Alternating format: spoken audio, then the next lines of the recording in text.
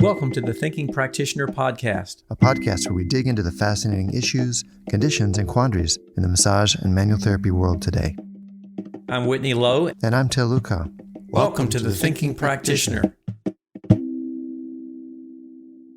And welcome to the Thinking Practitioner Podcast, where Books of Discovery has been a part of the massage therapy and bodywork world for over 25 years.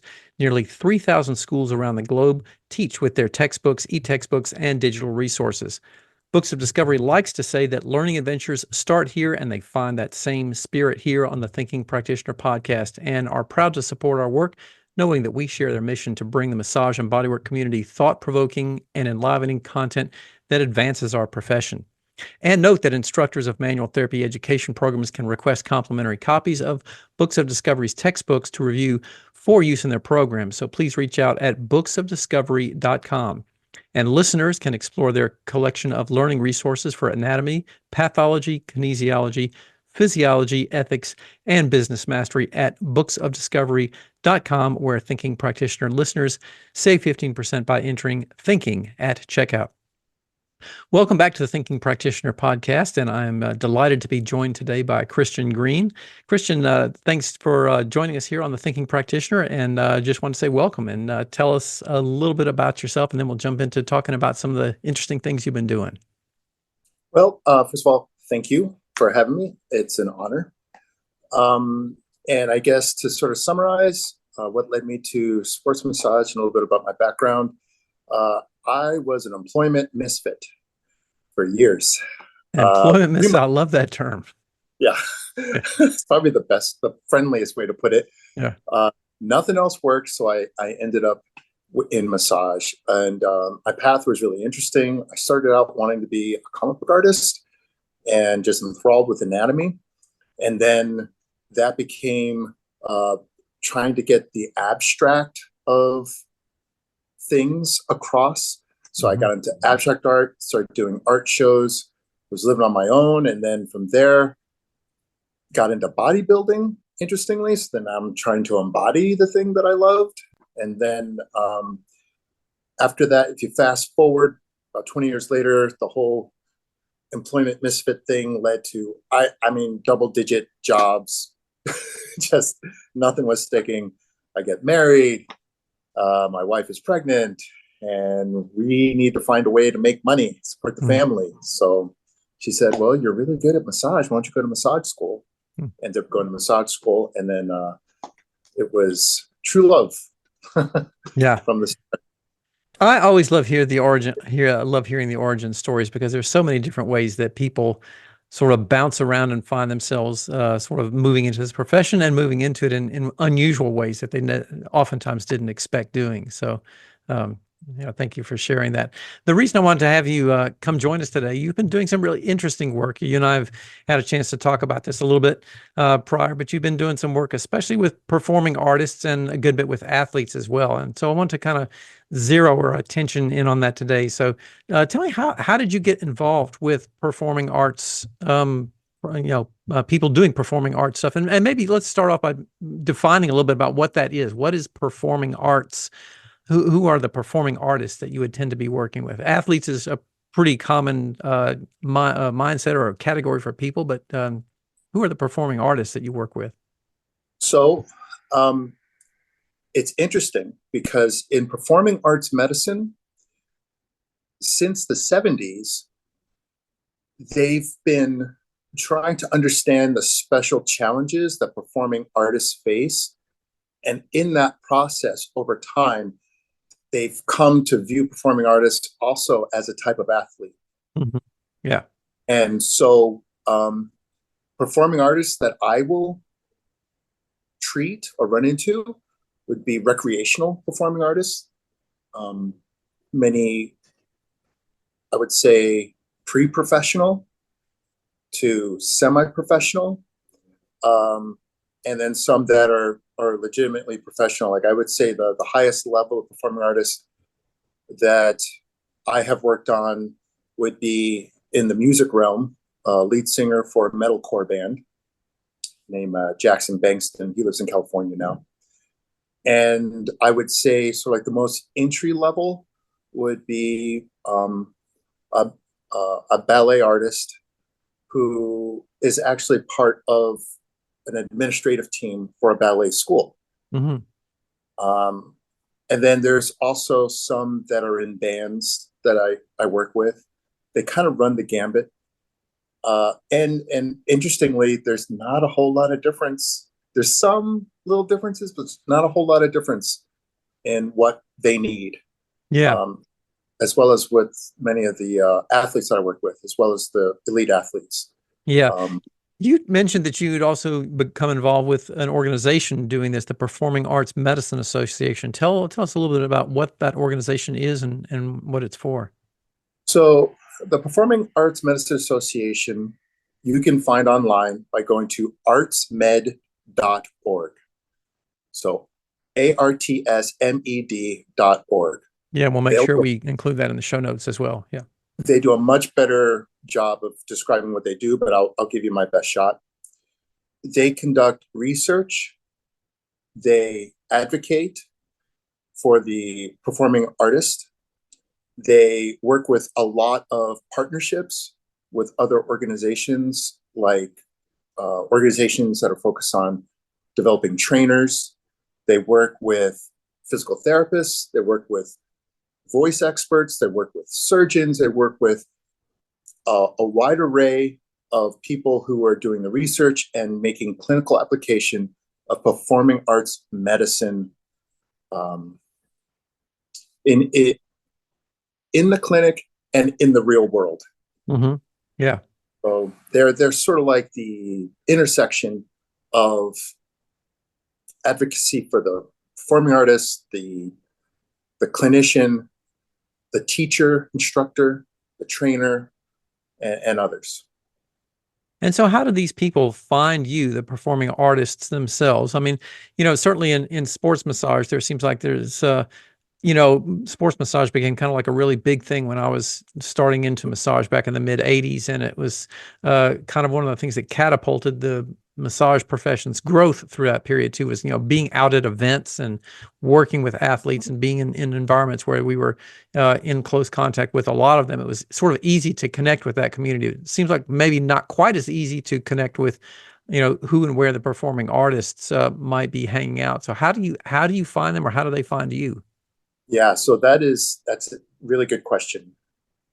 With athletes, they tend to find you because they're always on the lookout. I volunteer with the Tacoma Stars. They're an indoor soccer team, professional soccer team, and those guys are always looking for the edge, right? To get that 1% or 0.5%. So the athletes are very highly motivated to find someone when they need help with their recovery or with their training. Mm-hmm. But performing artists live in a different type of community.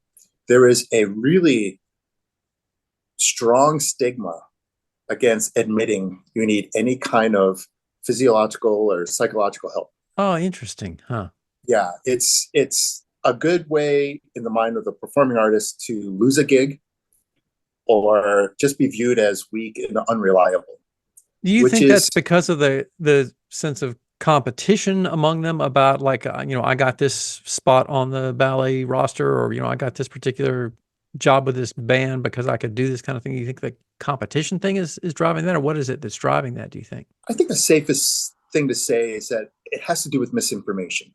Mm-hmm. And so a performing artist will get a lot of their information about how to deal with their pain or dysfunction from another performing artist. Mm-hmm. And so because of the misinformation, they may make decisions that they feel will protect themselves from either losing an opportunity or being viewed as someone as a risk. Because when it comes to that show happening, that performance happening, their commitment is, I would say, unrivaled. Most performing artists, especially when it comes to dance and challenging forms of dance like ballet or acro or breaking, injuries are accepted and almost they're definitely expected, but they're almost bragged about in a way. There's there's almost like a sense of pride that you're willing to push yourself this far, that you got this injury. So they're not actually going out looking as much as you might think. And what I have found out here in the Pacific Northwest is someone is in the community already as a physical therapist. And so everyone knows to go to this person. And this person understands the culture, which affects the way that they guide their therapeutic relationship, and they can be trusted. And, things will be kept on the down low, and no one has to worry about word getting out. So what I did was, the only thing I thought I could do was introduce myself to these communities, but as someone who just wanted to come and help, which is the truth. And really, any way they would let me help, I would help. If it's, tearing tickets at the door, I'll do that. But this is what I specialize in. I specialize in restoring pain-free biomechanical function of tissues and joints. But I'll help you in any way possible. So one of the first things I did was I started work with SMASH, Seattle Musicians Access to Sustainable Healthcare. And that's where I was able to help one of their events that they were having, providing massage for musicians for free. And the whole idea was, we're not going to fix anything, but we want to educate you about what you might be feeling. We're going to assess you. And then we're going to give you some suggestions on self-care, or who might you see next. And so again, like, the agenda of actually working on musicians is in the background, and just helping the culture is in the foreground. And that's the general gist of how I got connected with many of my musicians. And then it was word of mouth. Yeah. So as you were talking about that, one of the things that kind of struck me as interesting, I was recalling, I did this a training session for, I think it was a couple week-long training thing for the river dance troupe back in the what was that, like late 90s or early 2000s, I think. And they were coming through, and it was while they were here in Oregon that I came up and did some work with the staff. They had some massage therapists that were on staff. But they were saying a similar thing, like they were surprised at the number of people who didn't come in on a regular basis and avail themselves of the work that could be really helpful for them. Because, they're performing every night, and they were having, a lot of things that, it's easy to see how a cumulative injury can become problematic over the long haul. But now that makes a little bit more sense about if there's that kind of mindset going on that as a reason, maybe they didn't necessarily avail themselves of all that was offered to them. Yeah. And, I learned that from PAMA.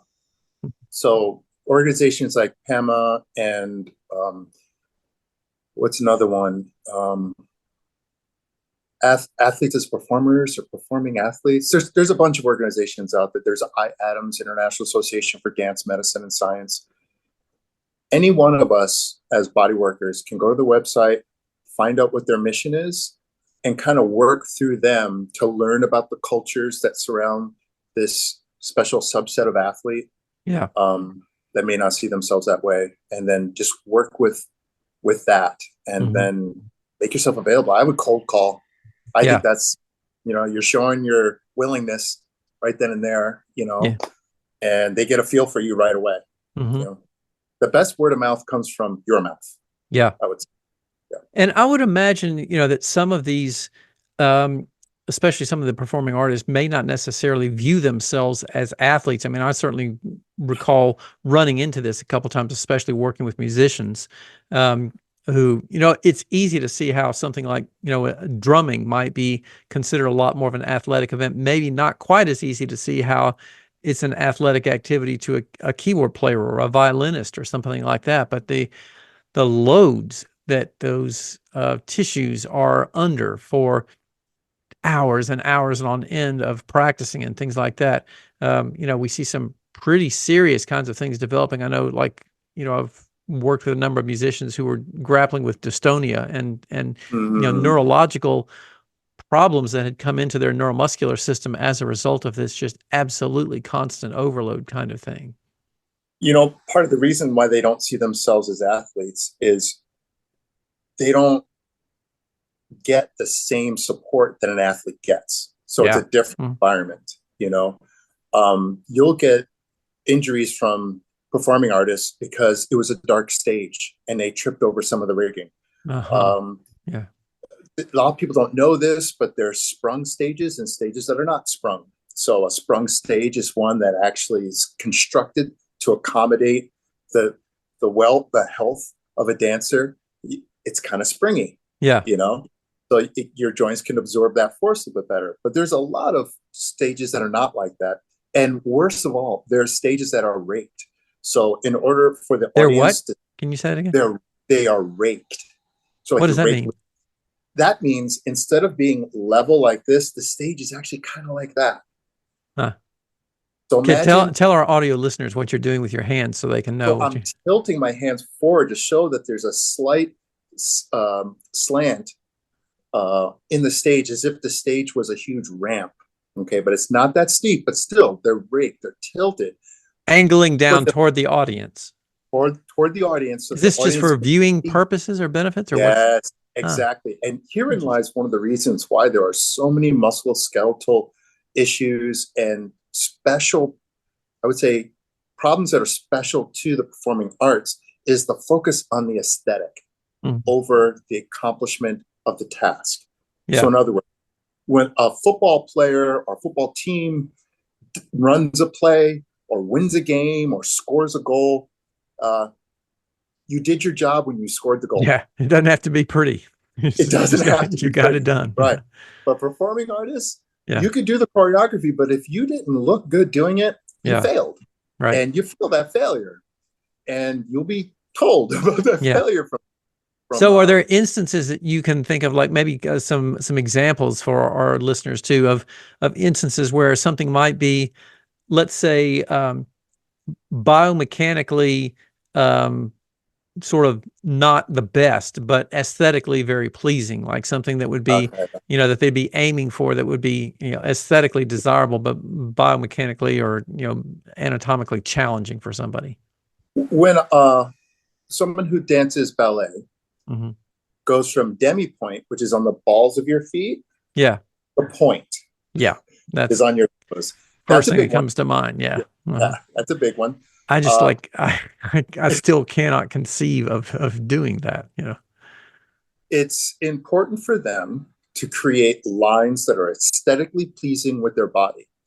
So they don't have as much a concern with joint mechanics as they do with this aesthetics. So turnout is a major concern when it comes to ballet, and that is when your hips are externally rotated when you're in an upright position and throughout many of the movements. You need a lot of turnout and long lines, and that lengthening of the body is really important. In breaking, it would be groundwork when you are constantly in a flexed position with your lumbar, so that you could facilitate quick changes of direction and all your weight being on your hands and wrists while you're doing that. Yeah. Okay. So the wrists take a hit because all the weight's on it and you're twisting back and forth.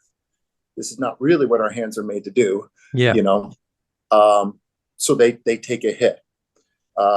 Also, breaking is another good example, would be the head spin. Okay.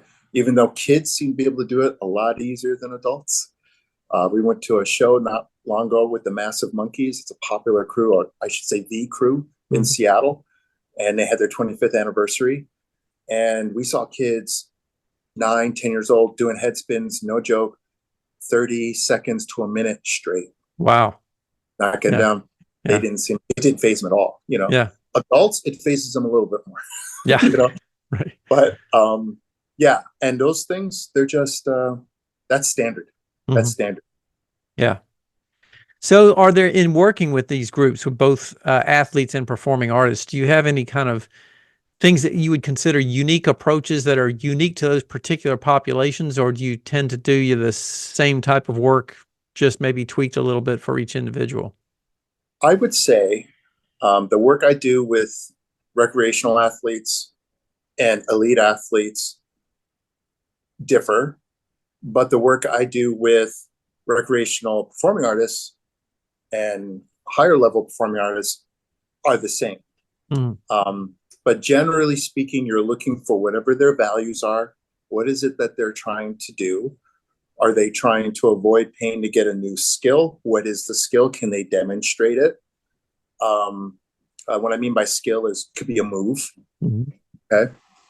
Are they finding that they're lacking balance? Maybe there's pain that they're feeling that's not going away, that's cutting them off from access to a movement, or feeling comfortable in their own body.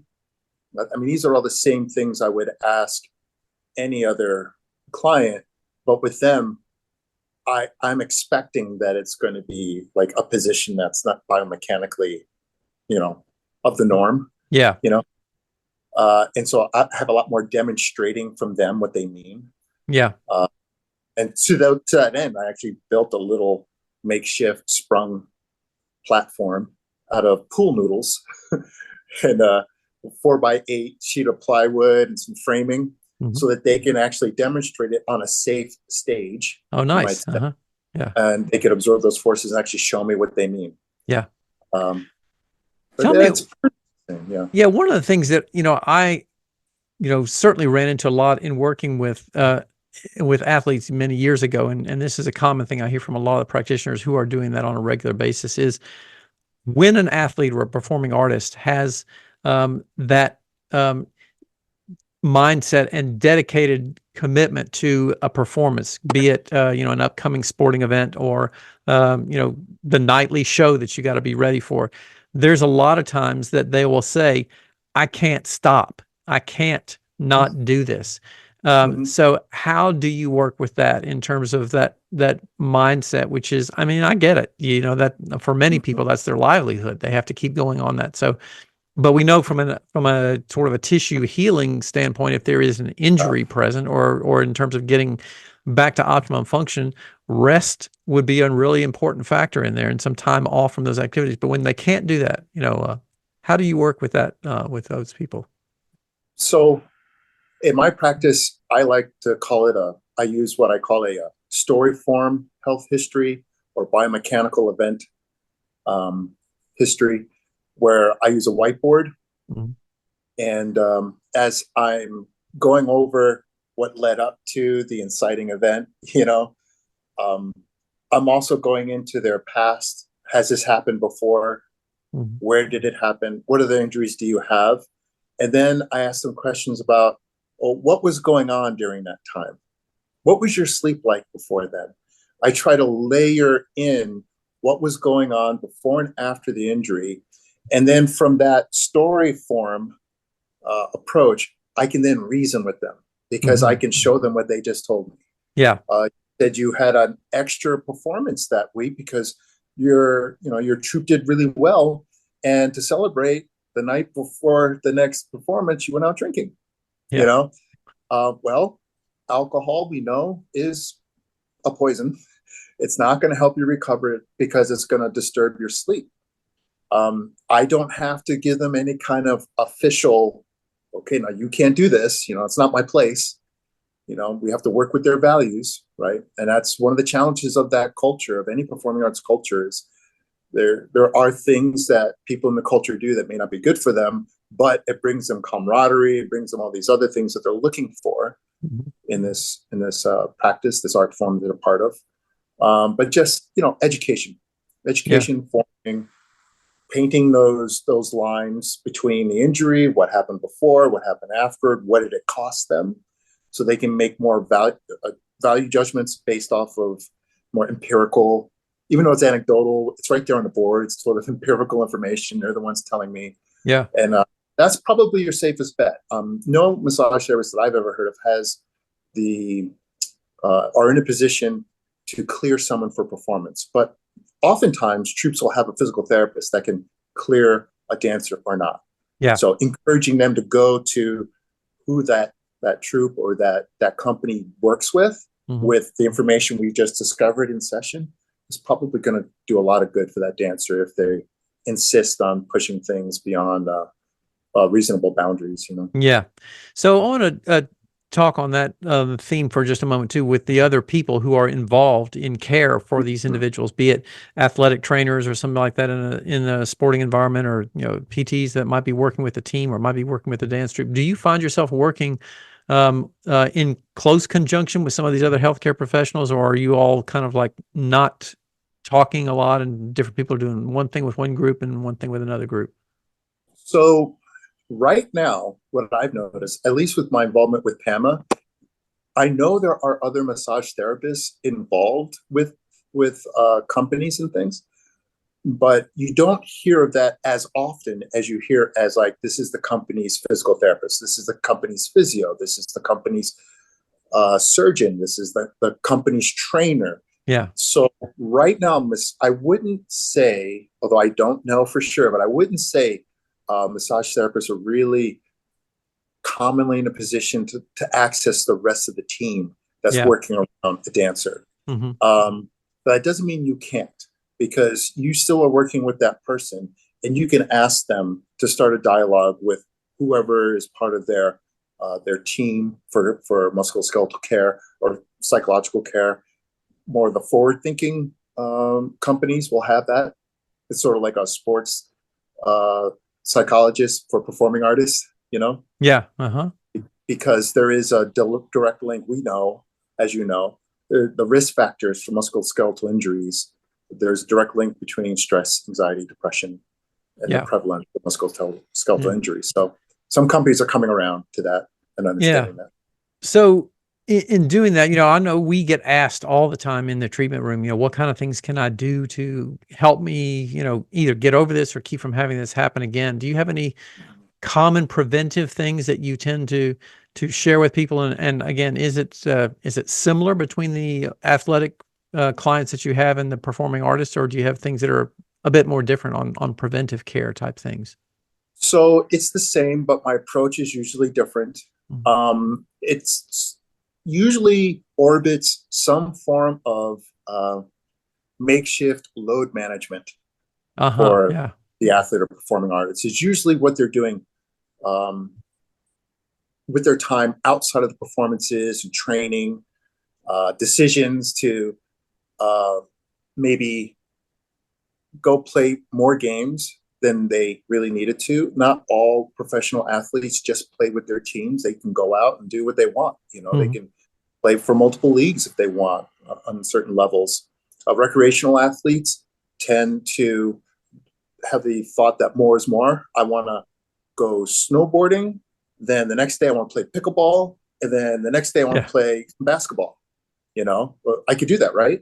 Mm-hmm. And maybe they're not paying attention too much to what kind of load that's really putting them under. Yeah. Because a lot of the athletic culture is being sort of like, I hate to, it sounds flippant, but like a stimulus junkie. Mm-hmm. They need more stimulus. But recovery is so not sexy. It's warm compresses and sleep and, not doing things or doing things active recovery, with a decreased amount of load on the body. Yeah. Performing artists, again, I fall back on that story form, health history, musculoskeletal event history. Just what are the decisions have you been making? Are you noticing how it's affecting you? Will you allow that information to guide your decision making in the future? The sad thing is athletes have more choices than performing artists. Yeah. Way more. If the show's going well, maybe there's an extra show that week. Yeah. When they go to another show or there's time for a new choreography, the risk factors for injury are ever present and increased. Yeah.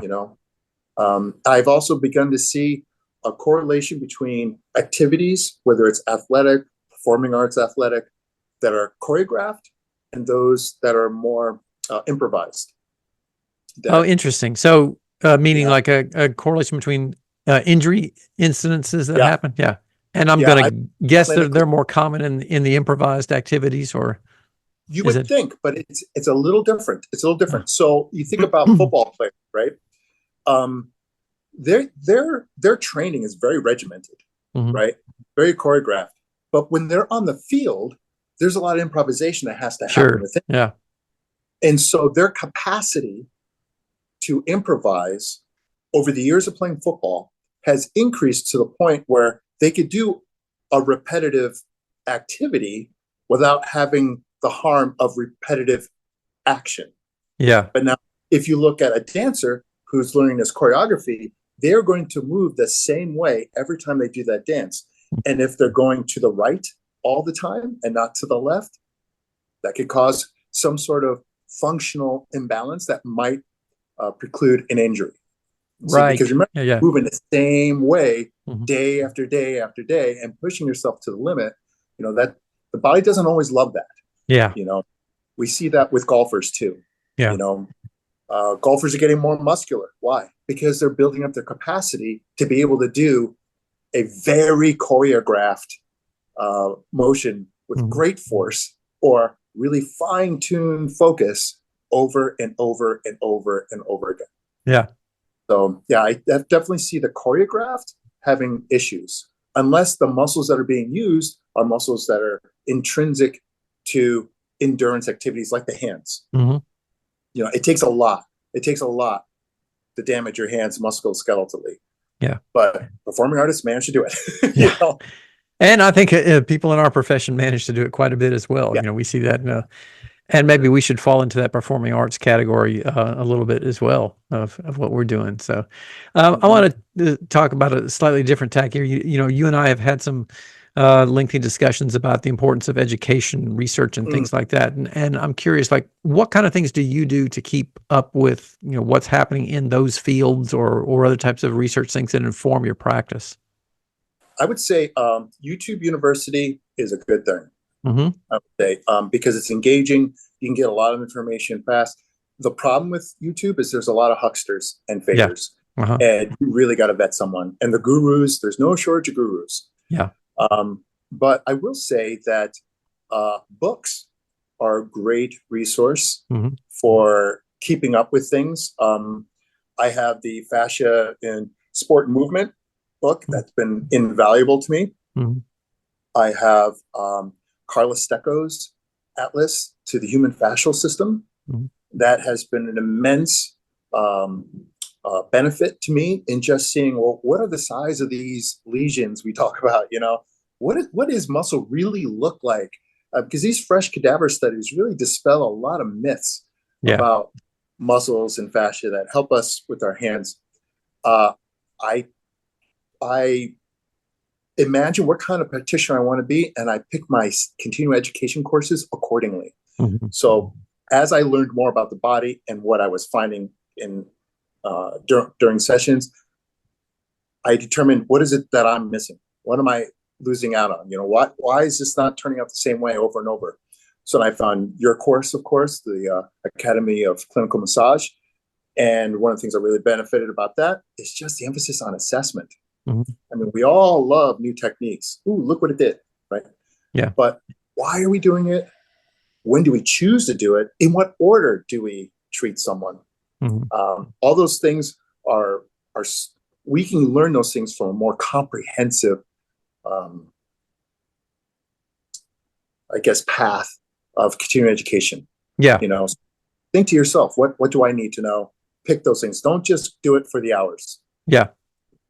That's that's a challenging and interesting lesson for a lot of new practitioners in particular. You have these requirements that you have to meet, and early on, it's just like, oh, I got to do this to meet the requirements. But this is one of those areas I've just harped on for years, feeling that it's so very important for us to recognize that our entry-level massage training only scratches the surface of the things that we really need to be knowing to be very effective as clinical healthcare professionals if we want to work with people at that level of what you're doing. So for us, there's no choice but to view it as the start. Yeah. Wherever you're at, you're always at the beginning. Read books, talk to other modalities, talk to chiropractors. Don't think you're less than. Talk to trainers, physios. Just talk to them. Learn. Yeah. So on that note, if you were to have to give some advice to a new massage therapist who said like, "Hey, I really like the sound of this stuff. I'd love to work with some performing artists or maybe athletes or something like that." Do you have any immediate words of wisdom or advice that you would give to people who are kind of like seeking this out and wanting to get started doing something like this?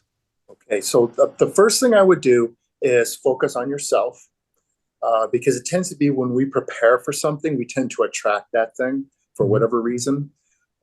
So if you want to work with performing artists, learn about performing artists, I would recommend going to artsmed.org. You can learn a lot there. You could join PAMA without um, being an expert in anything, but then you'll gain access to all the contributors. These are professors, researchers. You'll have a bevy of research articles, meta-analyses of what is understood up to this point. Okay, and of course the deficiencies. Then I would start talking to your clients.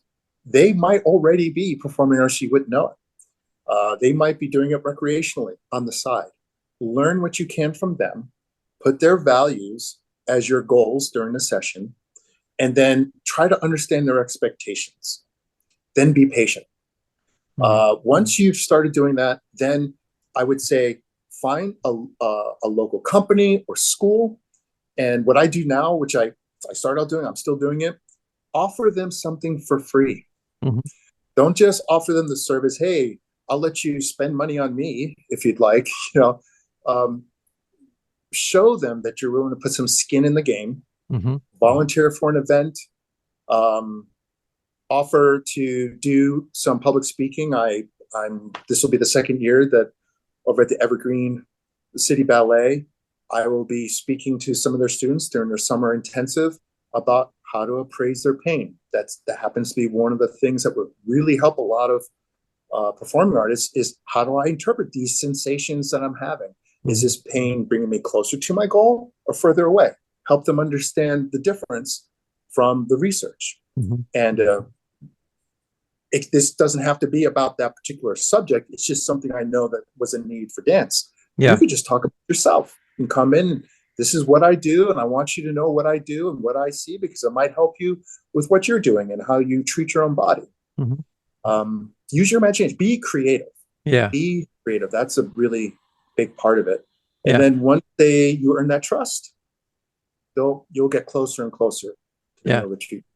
Where do you see like trend lines going for these two arenas, in particular, like with performing arts, massage, for that particular group, or massage, being done in the athletic environment? Do you sense that there's a growing degree of acceptance or people, choosing and seeking that out, or does it feel like it's still kind of a closed system?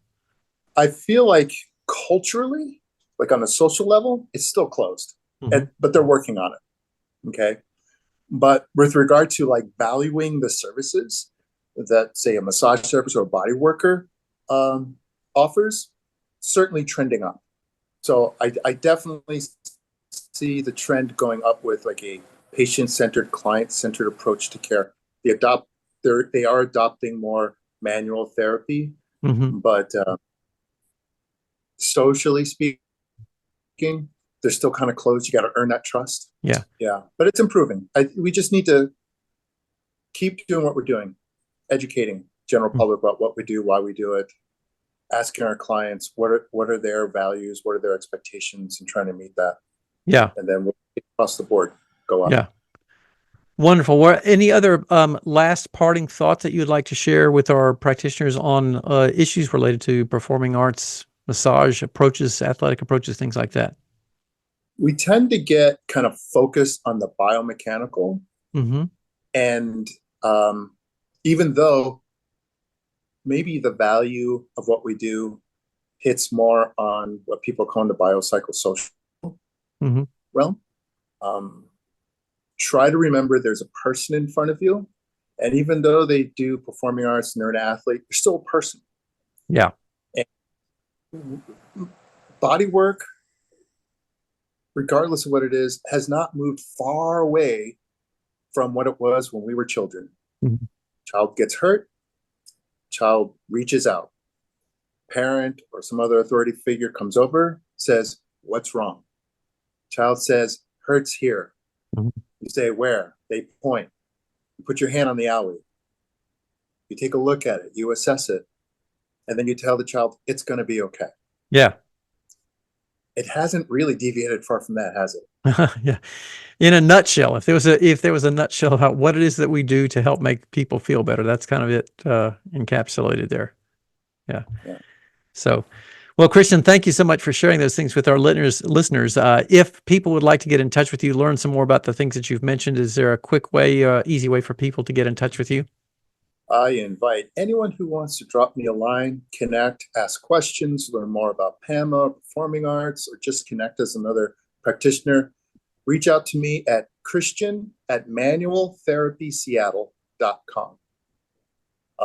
My website is manualtherapyseattle.com.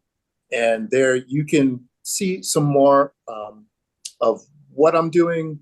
You can see responses from some of my clientele on why they think things worked out for them, which will sort of bear out what we just closed with, that biopsychosocial model.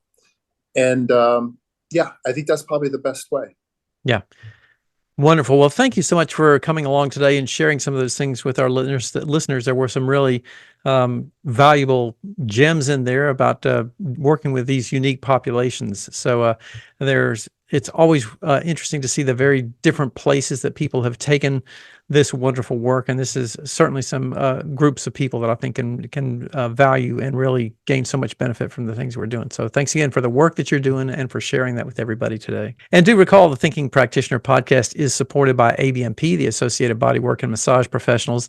ABMP membership gives professional practitioners like you a package including individual liability insurance, free continuing education, and quick reference apps, online scheduling, and payments with Pocket Suite, and much more. And ABMP's CE courses, podcast, and Massage and Bodywork magazine always feature expert voices and new perspectives in the profession, including from Till and myself. And Thinking Practitioner listeners can save on joining ABMP at abmp.com/thinking. So thank you again to all of our listeners. Thanks for hanging out with us today, and especially a thanks to our sponsors for supporting the show as well. You can stop by our sites for video, show notes, transcripts, and any extras. You can find that over on my site at academyofclinicalmassage.com and also over on Till's site at advanced-trainings.com.